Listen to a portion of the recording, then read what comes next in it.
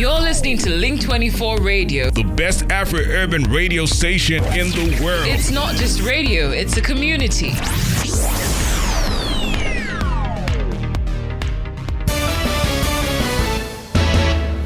It's another lovely day, and welcome to Political Stew. I'm Sulaiman Aledeh. Well, a whole lot is happening today. As always, we're looking at the continent, motherland. That's what you call it. But today, quite a number of issues happening from Nigeria, and one very unfortunate one is what you would want to call untold story about Anambra Federal Road Safety Commission. And now we're talking about a mob here now. Call it a mob action, whatever name you choose to call it, but it's something that is really, really ugly, as the commission's attention has been drawn to what is currently trending online, that a mob attacked officials of the FRSC for allegedly demanding bribe in a place called Ichida along the Boko Nnewi Road in Anambra State, and this is a state in southeast of Nigeria. Well, the commission is coming out to say this is not correct. Now, you want to say perhaps this is another issue of fake news making the rounds, as the true position is that an offending Okada man, now Okada, that is a motorcycle, what you want to call, how do I put it now, a commercial cyclist. You know, in some parts of the country, if not every part of Nigeria, another form of taxi is the use of motorbikes. And in so many other places, they have different names that they call them. Here it is Okada or Onaga. So that one of such people who cited the personnel of the traffic authority on normal patrol operations suddenly turned to escape arrest and fell in the process. So his fall attracted sympathy from miscreants and other riders, who then seized the opportunity to mob the personnel. The case has since been reported to the police for further investigation. That is one ugly one, and but I think a couple of other things. Don't forget that still political stew looking at some other issue, and one other that we have on the plate is the headline, which you can also find on aledeh.com. Why I made Ifeanyi Okowa Delta governor from prison. Can you beat that? Someone made someone a governor in south of Nigeria from the prison. And the former governor of Delta State, James Ibori, has revealed why he made Ifeanyi Okowa the governor of the state in 2015 while serving jail term in the United Kingdom. Mr. Ibori, who made this comment when he received a delegation of Indi Anyoma led by Dr. Emmanuel Efesomo, that's the Obi of Owa.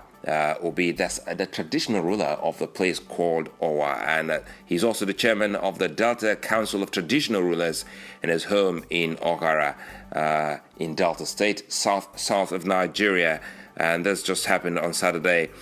He noted that his support for the governor from Delta North paid off, because he saw that this is based on what he calls justice, equity, and fairness. And this is something that many of the people have been speaking about. In his words, I'll give you a quote here now. Mr. Ibori said, quote, "My belief in justice, equity, and fairness informed my firm support for an Anyoma governor, which has come to pass with Governor Ifeanyi Okowa on the saddle." End of quote. So the governor, that's the former governor, pledged to continue to identify with Anyoma people and urge them to remain united and support Okowa to succeed. This is one story that definitely a lot of Nigerians will be talking about in the days to come. But the big one that has refused to go, someone has been commenting on this, and that's, you know her. And we're talking about Abike Dabiri Erawa. and she's the Senior Special Assistant to President Muhammadu Buhari, the President of Nigeria, on Foreign Affairs and Diaspora. Mrs. Abike Dabirawa, in a series of tweets on Saturday, urged youth to get involved in politics. Abike said this is in reaction to the money recently discovered by the Economic and Financial Crimes Commission, that's the EFCC, in Lagos State, southwest of Nigeria. Still talking about the money, I think I need a drink on this, because really sometimes some amount can choke you. Oh, just give me a second.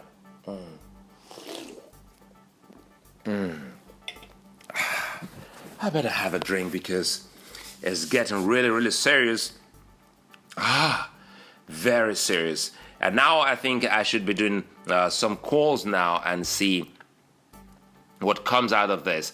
I really need to speak to some lawyers, some legal practitioners, some legal minds, and see where this takes us, because it's really getting much more serious.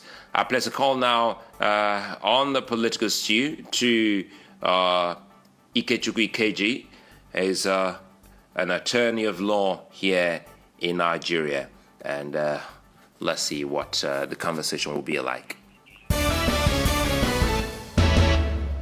Hello, Mr. Ikeji. Good evening, and thank you for joining us on Political Stew on Link 24. Thank you so much for having me.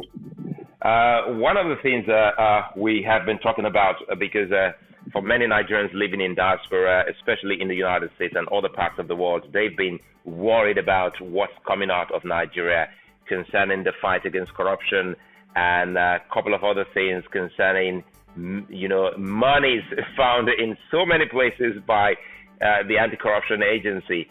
Perhaps you tell us your take on this before we start looking at some of the logic behind some of these findings. How did this whole thing hit you when you first heard about the amount and the fine by the anti-graft agency here in Nigeria? Oh, well, thank you so much. The whole episode hits me as a comedy of sorts. It's a difficult pill to swallow, that at this age and time, when we mount the fight against corruption and make it a mantra, that an agency of government would proceed to break into a home or a house and expose funds in the house without first knowing the owner of the house, and secondly, knowing the owner of the funds, and leaving those two matters to conjecture, to public conjecture. It's a comedy. It's a comedy. It is a comedy indeed, and I'm happy the way you started off, because many Nigerians living abroad and even in the country, they've all been asking questions. I've taken time to go on Twitter to see what many are tweeting. They're asking questions. First, when this news broke, did it really come as a surprise that not one, not two, about 3 or 4 names were mentioned as being owners of this monies found in Lagos, southwest of Nigeria? Yeah, I wasn't surprised. I knew the fight against corruption is a flick. The first thing EFCC ought to have done was to, if they want to make an expose, as it were, is to make them the name of the owner of the house public and the owner of the money public, and then we take it from there. They rush to court in the name of an unknown person, and the court gave an order that the money be forfeited to the federal government until the owner of the money shows up. And today, we are hearing that the intelligence agency, the external intelligence agency of Nigeria, is claiming ownership of the money. They have not come to release an official statement, but these are matters that are in the public domain. We're also hearing from another angle, from another side, that the money belongs to the Rivers State government. Now, the stories surrounding it's not good to be told, especially in the years of diaspora Nigerians. It's not good for them to hear this kind of stories, that such a huge sum of money starts in clean, crisp notes to the tune of way above $40 million. Has no link whatsoever to anybody's name. The location where it was found has no link whatsoever to anybody's name. Surely they are playing on somebody's intelligence. They are playing on people's intelligence. The house is not abandoned. Assuming without considering that the house was abandoned, there is no property in Lagos as it were that has no ownership. Properties don't fall from the skies and occupy space. You know, yes. I'm sorry to quote you there because before we got across to you, we did try to see what we could find, and our office also got a letter, kind of a petition signed by yourself, Ikechukwu Ikeji, and that's on behalf of the Constitutional Rights and People's Development Advocacy Initiative. And exactly. you made some comments concerning the money. Yes, some demand. We made demand. Take us through the demands again of the CRAI. Yes, first, CRAI is a registered organization in Nigeria. It's a non-governmental organization whose aims and objectives include promotion of human rights, promotion of constitutional rights, uplifting the life of the less privileged, and standing in the gap for the voiceless and the hopeless in Nigeria.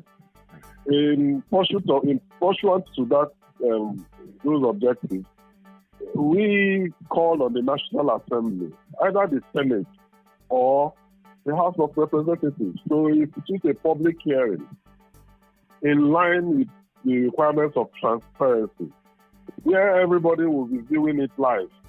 And questions will be asked as to who owns some of this money, how did the EFCC come about information about the money, who owns the properties in which those monies were found. So CRAI is simply calling on the National Assembly to perform its constitutional role under Section 81, Section 88 and Section 89. Of the 1999 Constitution of Nigeria, as amended. That is the only public institution today. I mean, the National Assembly as a corporate body divided into the Senate and the House of Representatives. That is recognized to look into those matters, especially where the money is involved.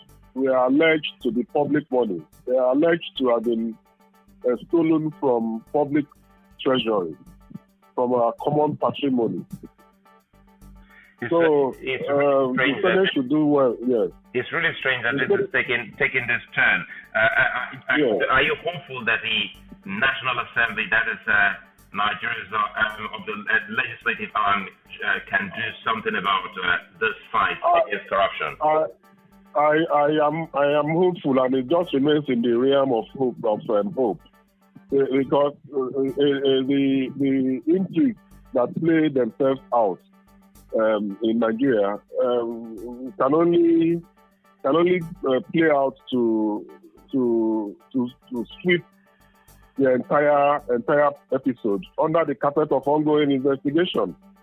The owner of that money would have friends in the National Assembly too, and every of their actions will be geared towards covering up the ownership of the money, and so we can use this particular incident as a contact point to the rest of the story of the fight against corruption.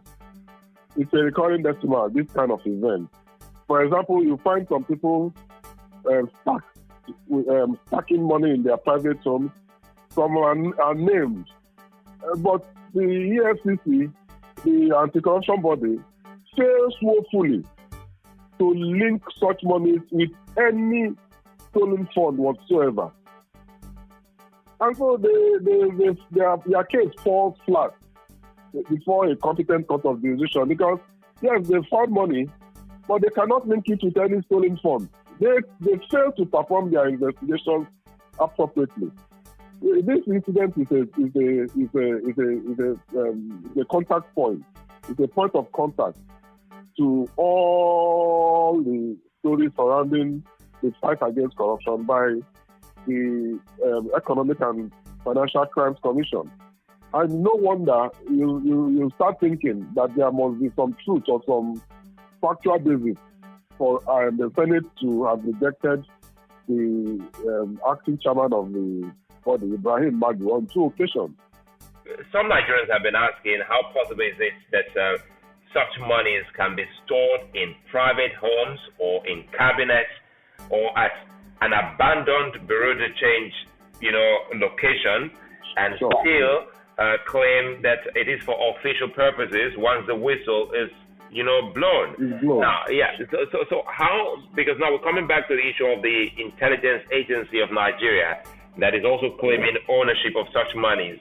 If we want to take it on the face of law, isn't there supposed to be some other documents that should show that this was truly meant for covert operations?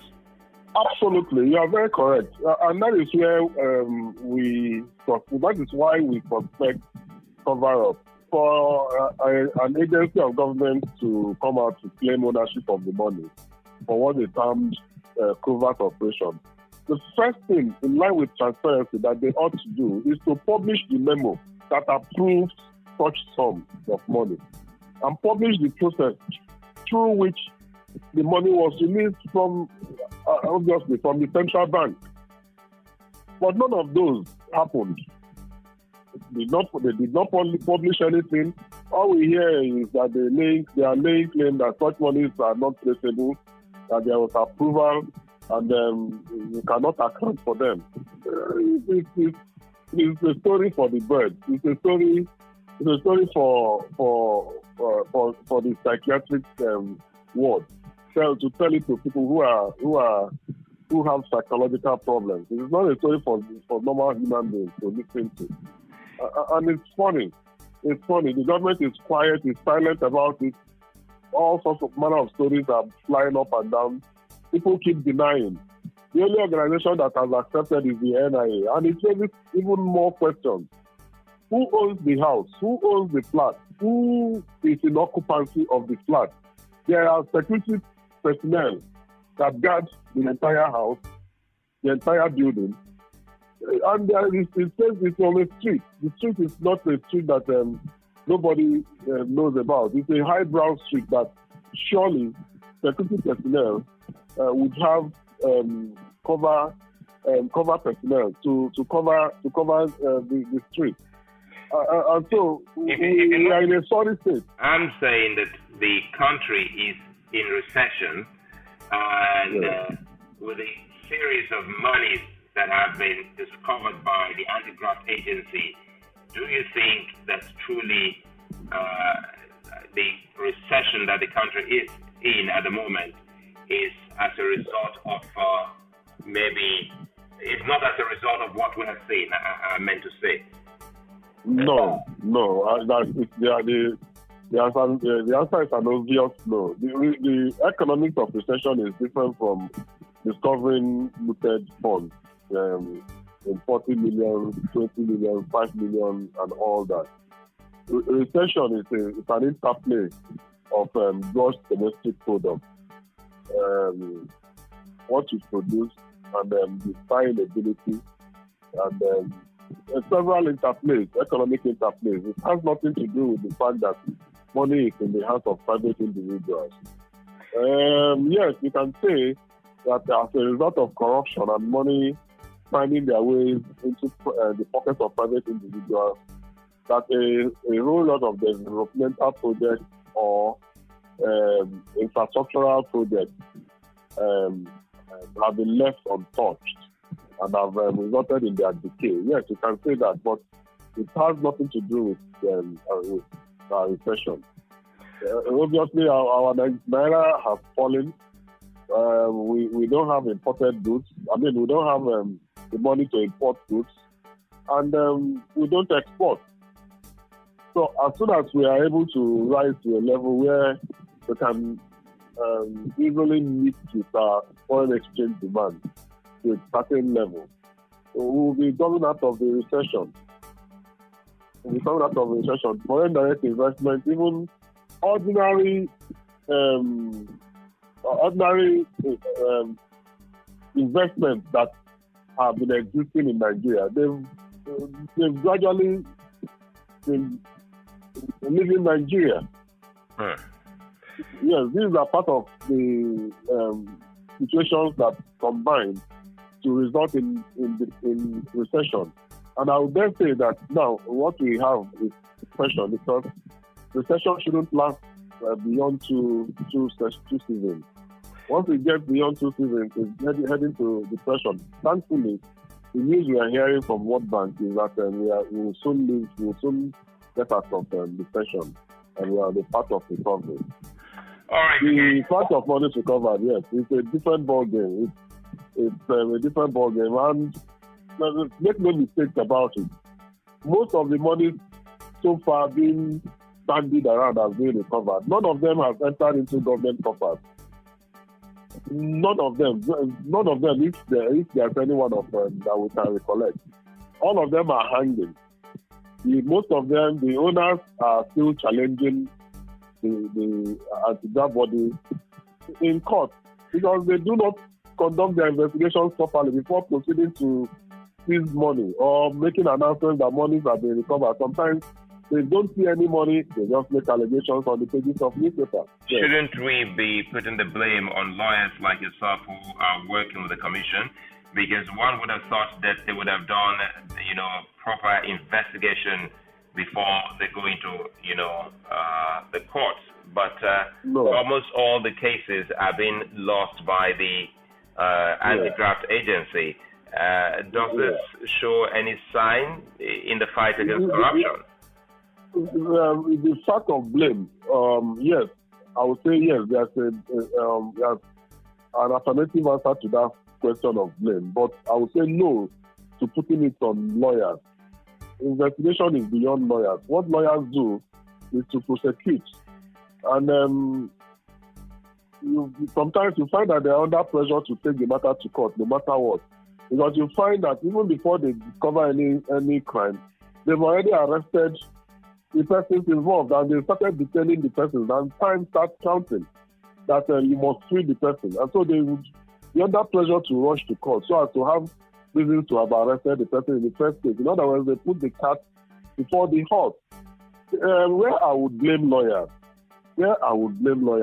is that some of the methods of approach of the prosecuting agencies are archaic. They are obsolete. They are more like taking us back to the past, and these actions are as a result of the advice of lawyers. For example, the chairman of the Presidential Advisory Committee Against Corruption, Professor Sulai, is a senior advocate of Nigeria. But if you listen to some of the comments he makes on national newspapers and in the media, you will be surprised that is this man really a trained lawyer. Some of them have gone even to the extent of suggesting that rule of law be suspended so as to give the president unfettered power to tackle corruption. And you wonder where these lawyers are coming from. So I would accept the fact that lawyers are part of the problem, in fact a major part of the problem in the fight against corruption, because they are not doing it the way they should be doing it, and they are not advising the government the proper way to do it. A lot of political opponents have been detained without trial, and we can name names. Gabriel Sizwan, former governor of Benue State, has been in detention since middle of February. He has not been tried, he has not been charged. I think that's a big argument you have just opened, and if we start to look at all of them, now you just mentioned a name, could we get more of those names? If we're looking at the rule of law, which you said the government hasn't adhered to so far in some of the cases they have. Yes. Tell us any other person who is standing trial or who is in detention that the government hasn't, Babangida Aliu, the former governor of Niger State, is in detention. He has been in detention for weeks and has not been tried for any offense. Dasuki, former National Security Advisor, has been in detention since 2015, if I'm correct, 2015 November. And his offense borders on corruption and what they say threat to the security of the state. The courts have granted Dasuki bail on several occasions, nothing less than on 4 occasions, and the government has refused to release them. You find, for example, a situation where a governor's account was frozen by EFCC against all norms of criminal justice, against all norms of criminal law, and the court of competent jurisdiction gave them an order to unfreeze that account. From that unfrozen account, the governor paid professional fees to a lawyer, Michael Zekome, 75 million. The EFCC still went ahead and proceeded towards the Michael Zekome's account and froze it on the ground that it was paid from a proceed of crime. In other words, saying that the same money, the same unfrozen account that the court has commanded them, ordered them to unfreeze of Fayoshe, they are now still saying that it is still a proceed of crime. And as a result, they proceeded towards Michael Zekome's account to freeze a lawyer's account after earning his professional fees. Thankfully, the court intervened and ordered them to unfreeze the account. So there's a whole lot going on that shows that the lawyers advising the present federal government are advising them wrongly. Zamami coming again. The case of Nnamdi Kanu, does it also fit into this argument? Nnamdi Kanu? Yes. Well, Nnamdi Kanu's case does not border on corruption. I'm talking about the rule of law. Rule of law, exactly, yes. If we have to expand the discussion to look at rule of law as a whole in Nigeria, we are in a negative. Nnamdi Kanu has been granted bail on 3 or 4 different occasions. And this is somebody whose only weapon is his mouth. The only weapon he has is to talk. He has never carried a gun. He has never been found with a gun. And yet he has been in detention without trial, without being released after series of bail has been granted to him by competent courts of jurisdiction. There's also the one of El Zaki, the leader of the Islamic movement of Nigeria, who was almost killed and who has been in detention with under Nigerian authorities since December 2015. So it's a terrible situation we find ourselves in. If you look at this Nnamdi Kanu case, it tells a whole lot about the kind of system we have found ourselves in Nigeria today. What the boy is simply asking for is self-determination. The principle of self-determination is fundamentally recognized under the African Charter on Peoples and Human Rights. It's also fundamentally recognized under different charters, different conventions of the United Nations.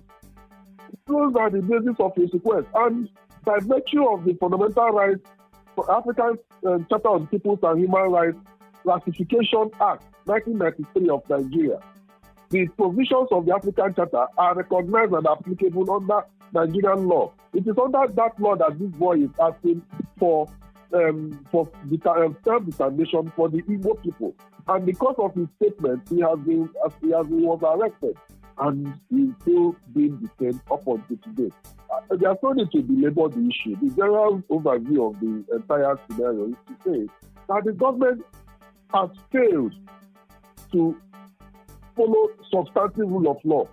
And we are not even talking about differentiating between the different types of rule of law.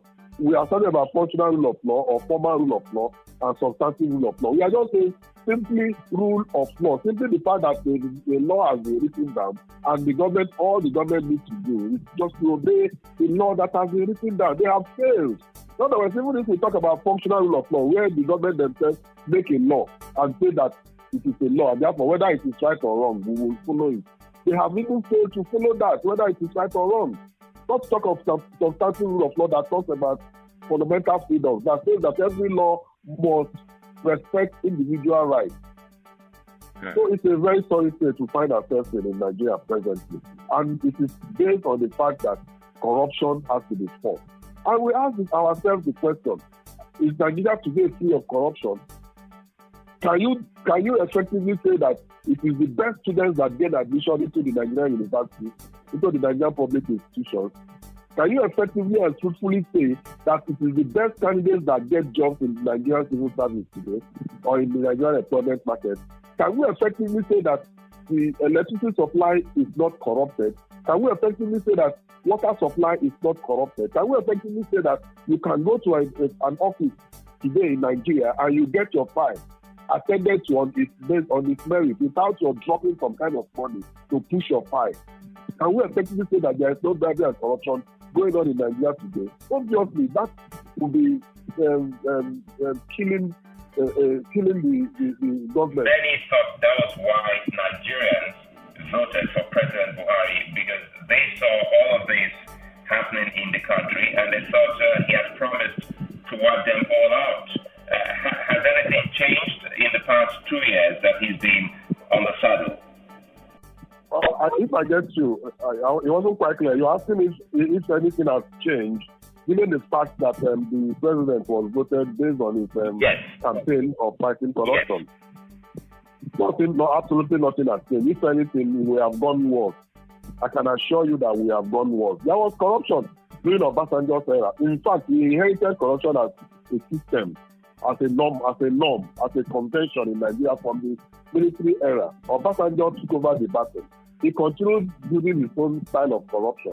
When Yaradua came in, it became a Lazarus situation. Everybody to be common skills as they like. And in Jonathan's era, it was also a Lazarus situation. In this present era, it is even worse because while people who are close to the government are stealing, the government is disrespecting and disobeying court orders and working against rule of law where it concerns people who are in opposition, people who are who they perceive as political enemies. So while in the previous regime there were situations of due respect to rule of law, the government was obeying rule of law, the government was obeying court order, the government was following due process in doing things, even though there was corruption. Today, there is corruption and the government is not following due process, and government is not obeying court orders. Government is not following rule of law. We have heard recently how 200 people were killed in internally displaced people's camps by the Nigerian military. Nobody has been questioned about it. Nobody has been brought to book about it. We have had situations where money that are meant to feed dying and suffering members of internally displaced persons camps, while monies were being siphoned by people responsible to feed these people, nobody has questioned them. Nobody has been brought to book. We have had a situation where somebody who has the responsibility of working out, giving contracts for supply of food items to that same internally displaced person, he himself gave himself a contract for grass cutting to the tune of 200 and something million naira, and he is part of this government. We have had several such situations. So corruption is even getting deeper, it's even getting more endemic, it's more pandemic and bordering on epidemic today in Nigeria. Because while stealing is continuing, processes are being corrupted. Due processes are not being followed. Recently, we had a situation where a government agency employed members of relations of members of this present government surreptitiously. It was never advertised. Nobody heard of it. All we saw was that this list of people employed. What is the opposition party doing in this regard? The opposition party itself is a party of corrupt persons. It's a corrupt political party itself, PDP. Both PDP, the opposition, the so-called opposition, and APC, the ruling party, they are all filled with corrupt elements. Just people who are after the common field, people who are after the common patrimony. The way forward is for us to accept the fact that Nigeria is fundamentally built on a corrupt foundation. Nigeria needs to restructure. Most of the powers with the president of the federation in the federal government need not be there. The power should be unbundled and be handed over to the local governments and state governments. Most of the things that the federal government is doing today should be done by the state government or local government. So we need restructuring, and we also need to accept the fact that people in Nigeria never contributed to the making of this constitution. Because I can assure you that when real Nigerians get involved in the making of the Nigerian constitution, there will be a different structure of Nigeria that you will see. But those who are benefiting from the corrupt system are holding on to the Nigerian jugular. They do not want this to structure because once it is done, their source of livelihood is gone. Thank you very much. Most obliged, Mr. Sulai. Thank you so much for having me. All right. Bye-bye now. Congratulate you. Thank Bye. you. That's a pretty long one with Ikechukwu Ikeji, who is an attorney of law in Lagos, southwest of Nigeria, speaking with us on political stew. A whole lot has been happening concerning this money found by the Economic and Financial Crimes Commission. That's the anti-graft agency in Nigeria. Many have been asking, and you just can't imagine the number of names that have been mentioned to these monies. Loads and loads of it have been coming. Some have mentioned the former governor of Rivers State of South Nigeria, who is the present Minister for Transport, Mr. Amechi, and also his state. The present governor is also claiming that the money belongs to Rivers State.